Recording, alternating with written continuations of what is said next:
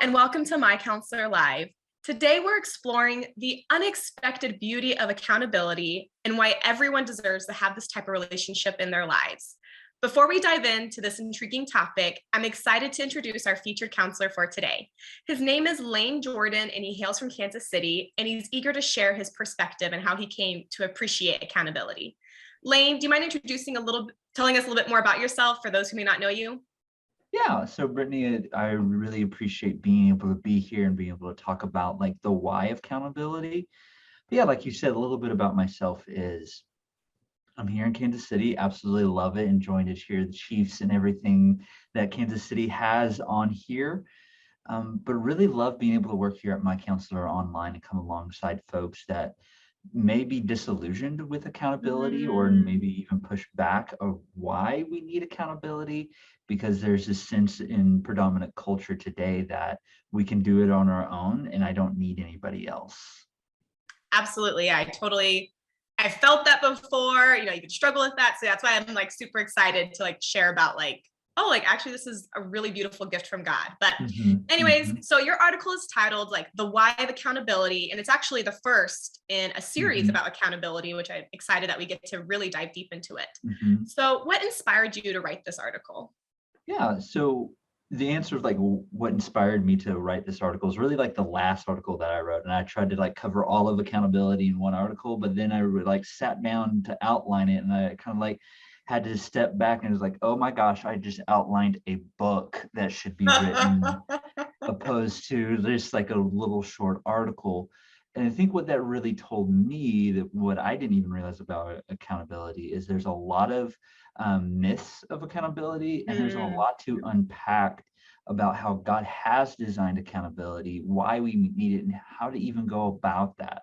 And so what I've tried to do in this article is really start at the base, right, of the why, because I think once we buy into accountability and start to embrace the reasons why we need it, it makes the process and journey so much easier once we actually start it.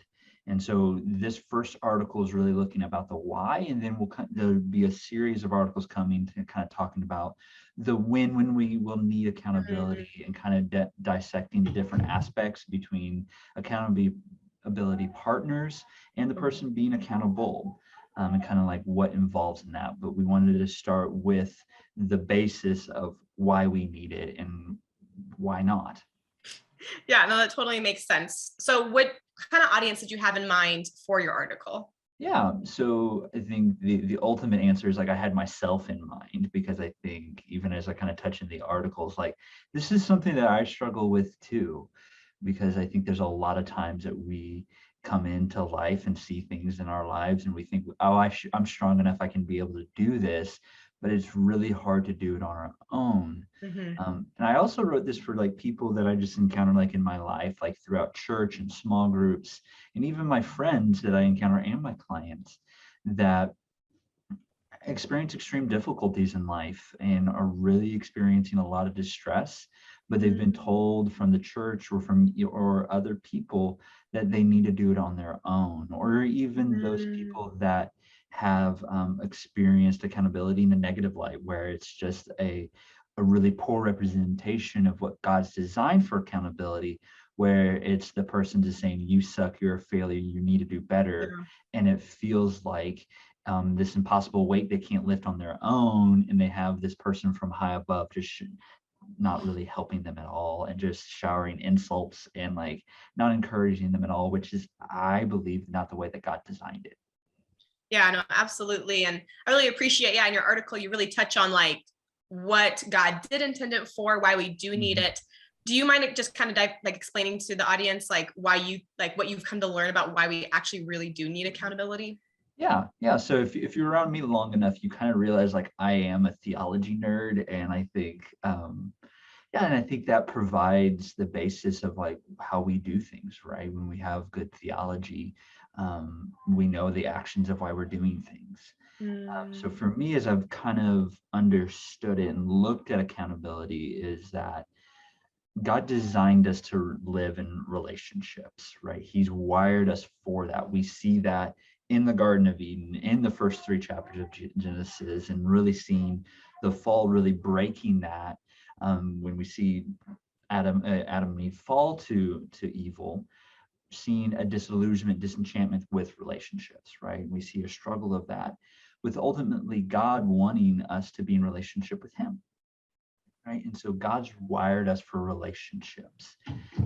But then the other thing is God's also realized that he is in the process of redeeming the world, of bringing it back to new and coming back to earth and restoring everything. But in the midst of that, evil and sin still exists, and that's really hard for us to navigate and journey on our own.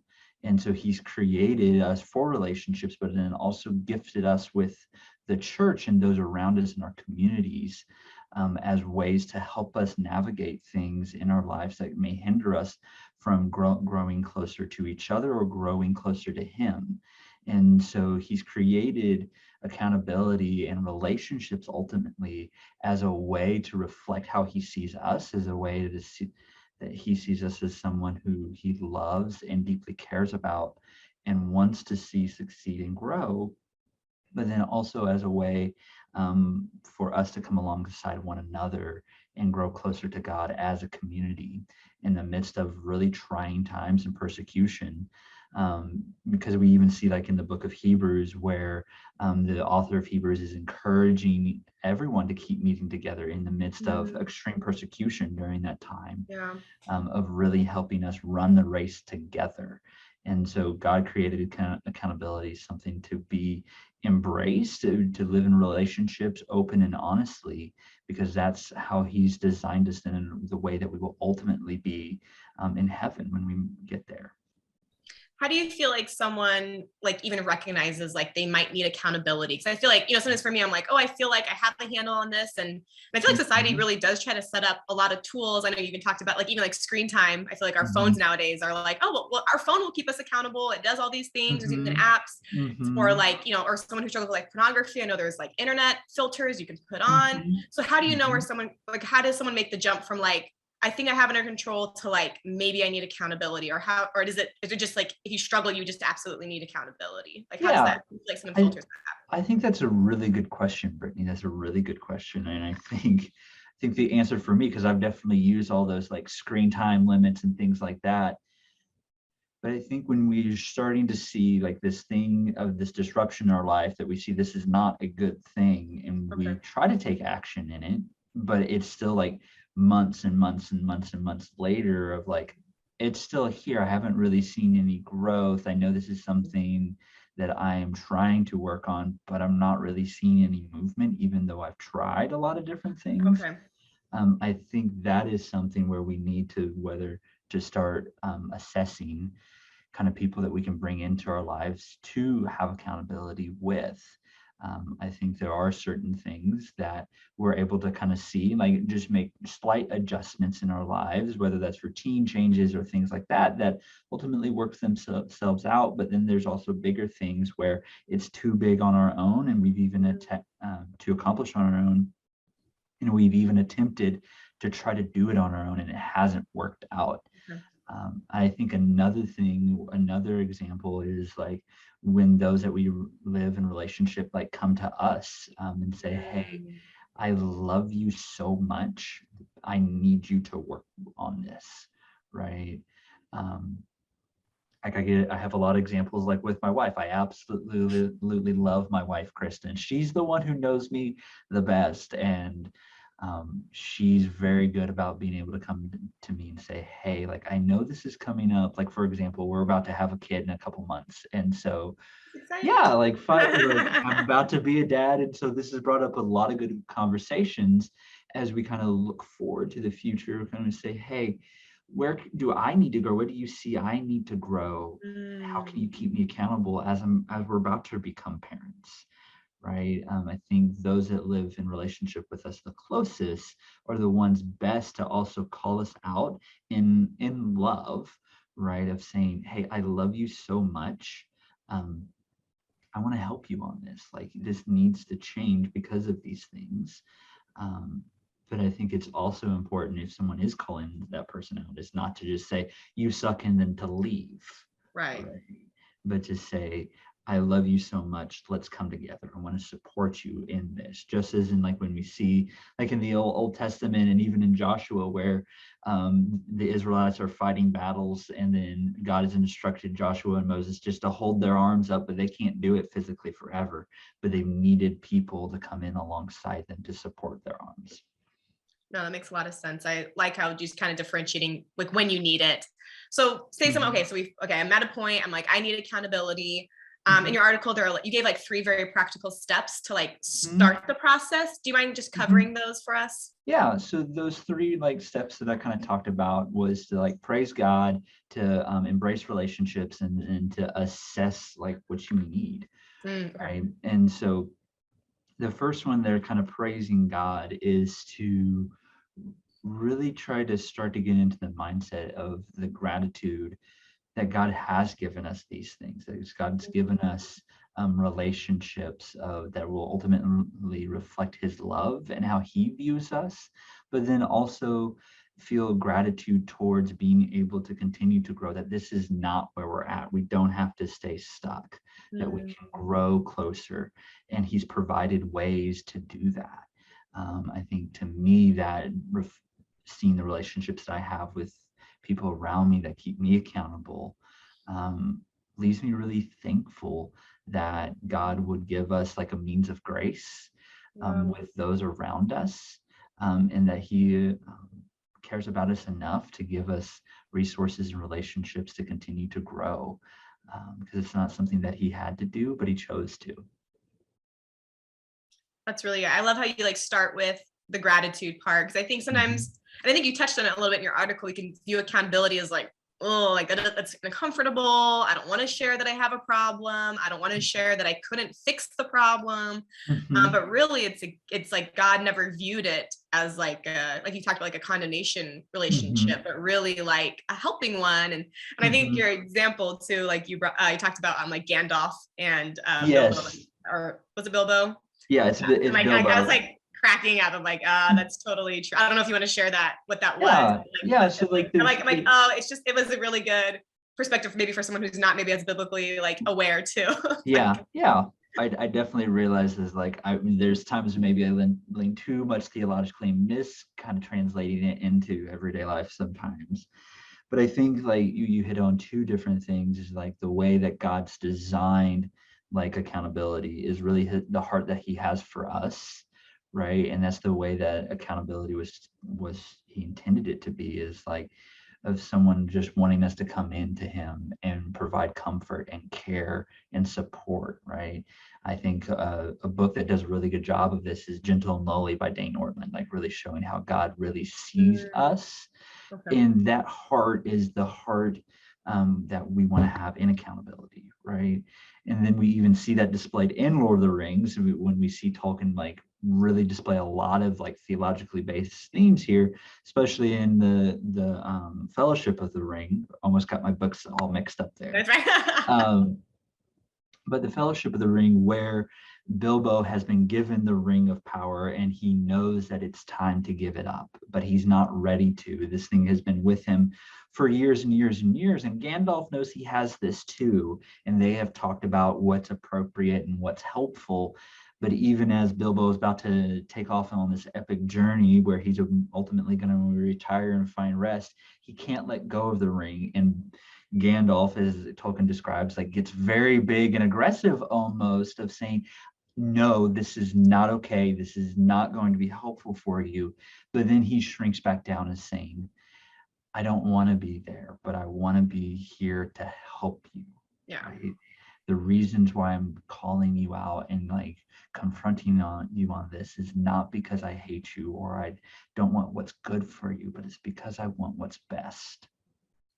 And then we see them take the ring and ultimately give it to Frodo, and then you get the rest of the 2 books. So yeah, no, I really like that, because that was part of your second step of you embracing relationships, like some that may feel, I feel like we all have those in our lives with people maybe that are like less likely to like call us out and hold us to a standard, and then those that are willing in a loving way to hold us to a standard. And I think just even like embrace, like figuring out, okay, which relationships am I going to embrace and how to like go closer together in that way. Yeah, because I think you bring up another good point that not all relationships that I have around me are going to be suitable for accountability, right? So when I look at like people that I would want me to keep accountable in like certain areas, is people that have run the race a little bit further ahead of me in this area, or I see that they are doing well in this area, because that means they know how to navigate certain potholes, right?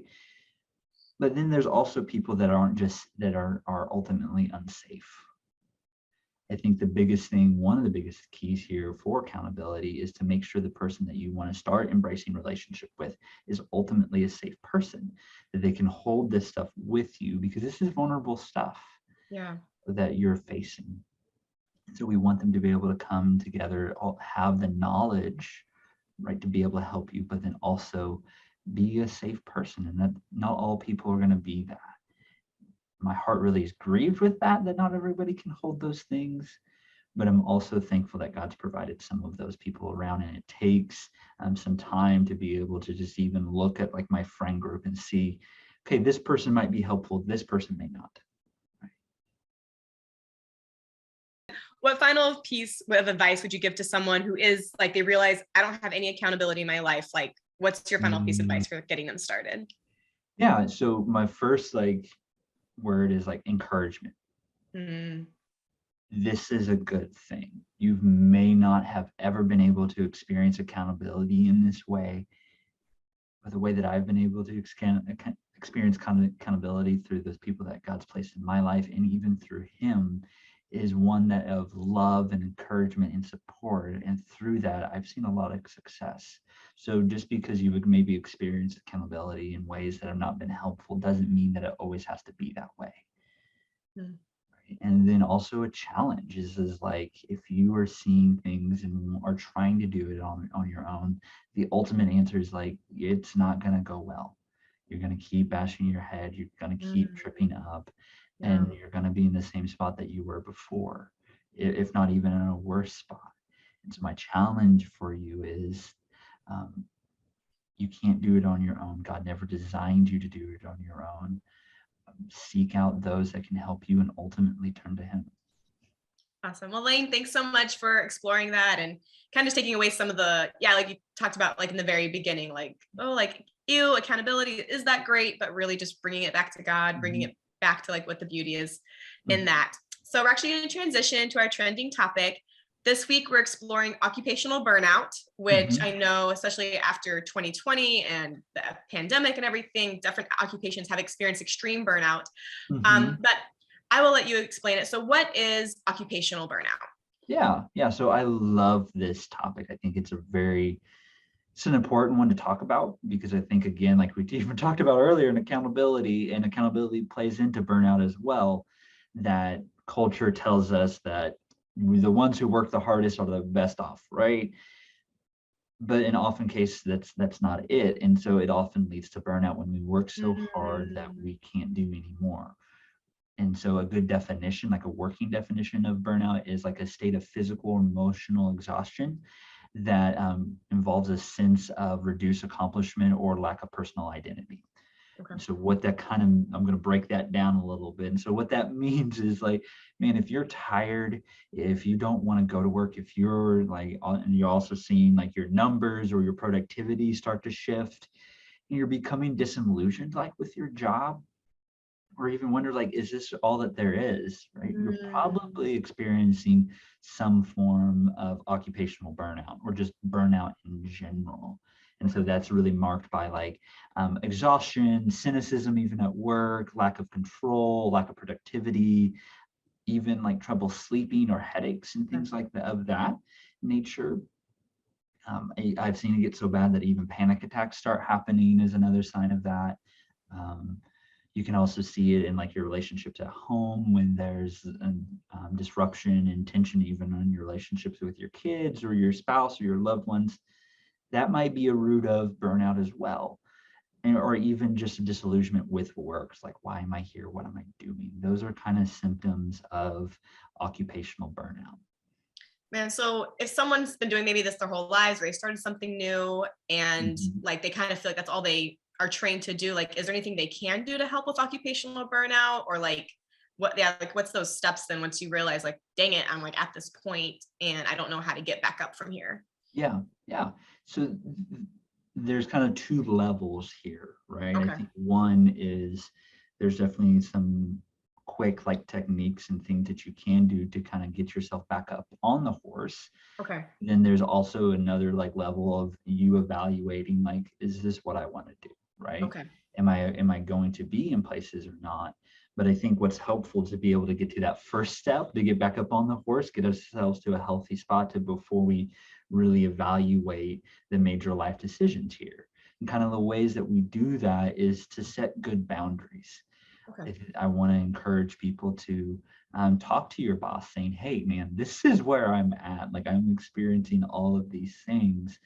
I know that as I've been in leadership positions and things like that, I would much rather people to say, hey, man, this is where I'm at. This is too much. And it's actually been encouraged of me too, is like taking on too much, but reaching out to your superiors, your bosses, of being open and honest, saying, hey, this is happening. I'm at my wit's end. I need help. Because I think that shows a lot of courage. And because I think people that are in leadership would rather have that person stick around for years and years and years than rather have them burn out and go away. So being able to see where that person's at, see where you're at, that you are burnt out, gives them the choice to be able to come in and help you, which you ultimately need. I think another thing is also taking good physical self-care of ourselves and making sure we like are eating healthy, working out well. I would encourage people to run because when we are doing aerobic exercises like that, that actually burns off more stress product than like weightlifting and anaerobic exercises do. And so good cardio is helpful here. Yeah, and then also being able to get good sleep. We want good sleep, and then also work-life balance. Like do the best that you can of being able to like leave work at work and go home and engage at home. And it might be even helpful to let your wife in on knowing what's going on or those around you. And it's also even helpful to start a hobby, because when we find disillusionment and things like that of what's around us and at work all the time, it's hard to see like the goodness in life. And so being able to start something that we enjoy just a little bit, provide that spark, and can be very helpful in starting to get out of burnout. That makes sense. Okay. Well, awesome. I appreciate those tips. It's like they're super. I'm like, okay, yes. Like I need to probably add in the running, need to get back on the hobby and just get like those little sparks of like joy and just like fulfillment, maybe from something. Like if you're not finding it from your job, just reminding yourself you can enjoy life still. Yeah. And I think like the thing is I really want to say is like, this is super normal. Like I think I think everybody's experienced this at some point in time, whether we've known it or not. And I think it's super important just to recognize the symptoms, but then also to embrace that it's okay. This does not say anything about me as an employee or whether or not that I'm good at my job. It just tells me where I'm at and I need to take a little bit better care of myself.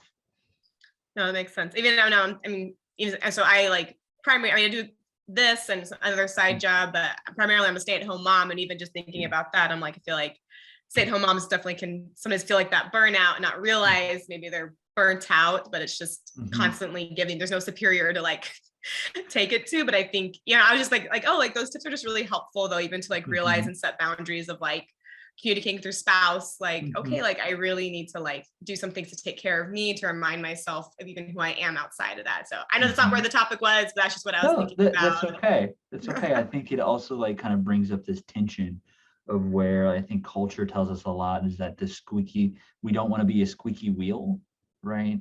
And that only the squeaky wheels get grease, almost saying that the squeaky ones are the ones that have the problems.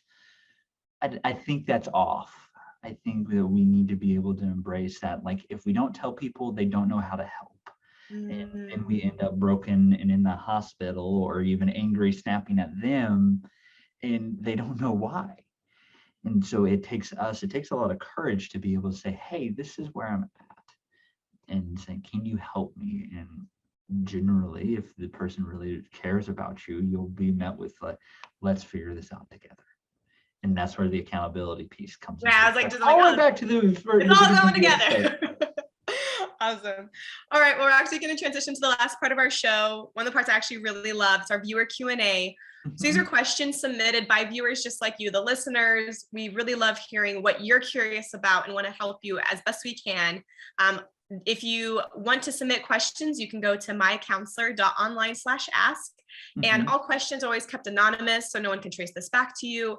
But we try to answer it, given the anonymity as best as we can, specifically for you. So Lane, our first question tonight or this afternoon is, does distance matter in accountability partners? Can someone from a different state be my accountability partner? Yeah, when I saw this question, it piqued my interest, and it's a tough one. It looks like a kind of a black and white one, but it's really gray. And here's kind of like why. I think with some things that whether you can have an out-of-state accountability partner, I think that's with some things, but those things are very minimal. I think like with screen time or like phone things and things like that, what I would say like pretty surface level problems. Okay. It would be it is helpful to have an out-of-state accountability partner, and that's okay. But with like bigger things, whether that's like working out or even like pornography or things like that, or like disorder eating, things like of that nature, we need somebody who's doing life with us like here in the physical, because there might reach a point to where they need to actually come physically help us out of a situation and actually be with us in that moment.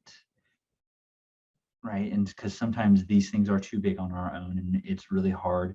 And I can call somebody or text somebody, but I need sometimes someone to actually physically come get me and move me to where I need to be. And again, that does not say anything about like where you're at or the strength that you have. It just states the reality of sometimes of where we're at. Oh, that makes sense. I appreciate you like really thinking that like totally through. Because when I first was, I'm like, oh, that feels like pretty yes or no, but just really thinking in all those things. So our second question says, I have a hard time opening up to new people. What should I do? Yeah, this is a very broad question. There's a lot of different places that we could go with this one. For me, as like the therapist in me goes, okay, like what's the actual situation? What's going on? What's your past? Tell me, like, I want to know. And so just thinking about this question broadly, first I want to say is like, that's really normal. That is really, really normal. I think even for me, and I consider myself, my wife would attest to this, that I'm an extrovert, right? I try to make friends with everybody. But I think it's even more natural, like when we meet new people, to think that I'm like lesser than everybody else in. But I think it's also very common that everybody else in the room is feeling that too. Right? Being nervous, being like that person's probably cooler than I am or whatever. I think you're probably not the only one in that room. Right? If I would secretly go around to everybody and ask, what are you actually feeling? Are you nervous right now in a new setting? That probably everybody would say yes, is what I would guess. And so I just want to tell this viewers, like, this is really normal, that it's okay. I think what I would encourage you to do beyond that is to kind of assess like what makes you nervous about meeting new people. Is it maybe like what they might think of you, or maybe it's like a reflection and memories brought up of like past relationships. I think we see this like commonly like in romantic relationships, like one dating relationship didn't go very well, and so I think that it's just going to be the same in this relationship.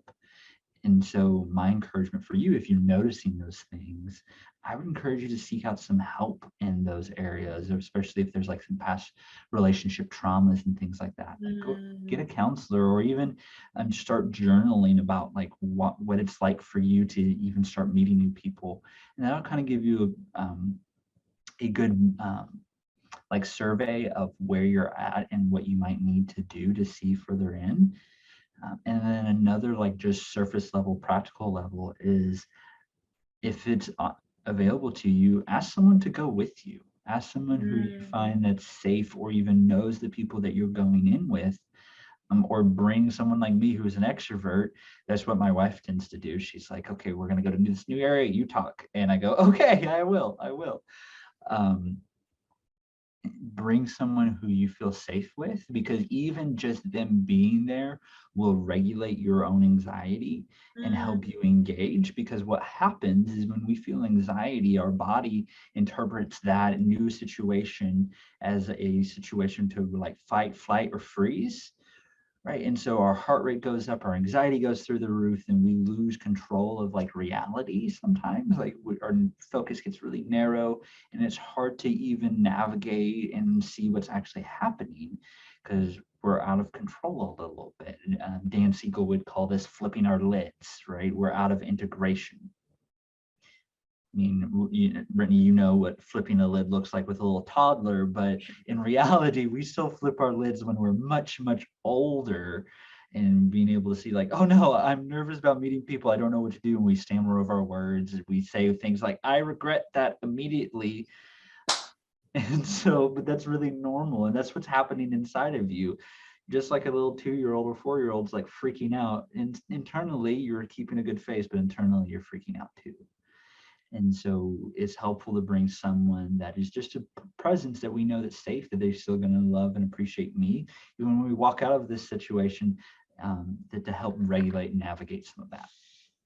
No, that's really helpful, and I really appreciate that. I'm curious. I know this isn't like the viewer question, but like if someone's on the flip side, so like someone's nervous, they want to open up, but like they have a hard time opening up. If you're on the opposite end, like you're a new person wanting to help someone feel safe to open up, is there anything that they can do to really help them in that way? Yeah. Again, I think that depends on like what setting that we're in. But I think one is to really like try to see that person. I think sometimes what extroverts tend to do is they come out very fast and strong, right? And they're ready to like drop in and have hardcore conversations like within 5 minutes, right? And I think that that's okay.